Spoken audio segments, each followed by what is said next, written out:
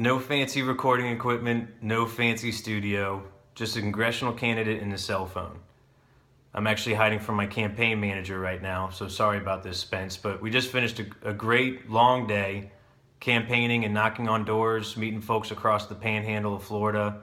I still even have the shiny forehead to prove it. But didn't get a chance to check out the convention yet, but I did hear a phrase come out of there that I'm really excited about, which is make America safe again. The way I see it is Congress has one primary responsibility, and that's to provide for our common defense. So let me paint a picture for you folks. While we're fighting amongst ourselves here at home, we're providing $150 billion to Iran, the world's #1 international financier of terrorism.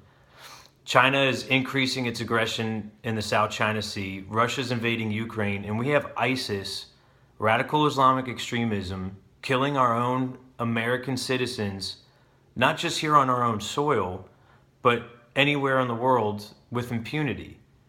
When did this become acceptable? When did we hear these news stories of these tragic terrorist attacks and then just move on with our lives like as if it's commonplace? I've fought in 2 deployments in Iraq alongside the greatest warriors our country has ever seen.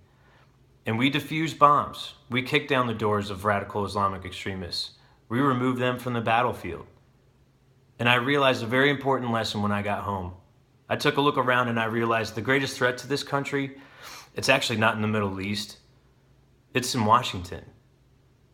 And namely, it's career politicians who are either too complacent or too self-interested to really fulfill their constitutional obligations.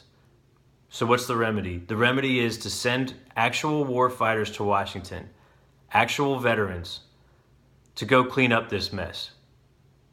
The other thing I was glad to see was Marcus Luttrell mentioned, fixing the VA. He's absolutely right about that. And we need to take care of all those who have worn the uniform, and I don't just mean those in the military. All of those protecting this great republic. And the way I see it is, I wasn't meant to have a full head of hair. I certainly wasn't meant to be a great cook. My wife can tell you that. But I am meant to defend this great republic, and I still remain willing to give my life for it. We need more congressmen willing to give their lives for this country. So like and share, because I'm telling you, if you guys want to actually make America safe again, let's send warfighters to Washington. Thank you all, and can't wait to see you all out in the campaign trail. Hoo-yah.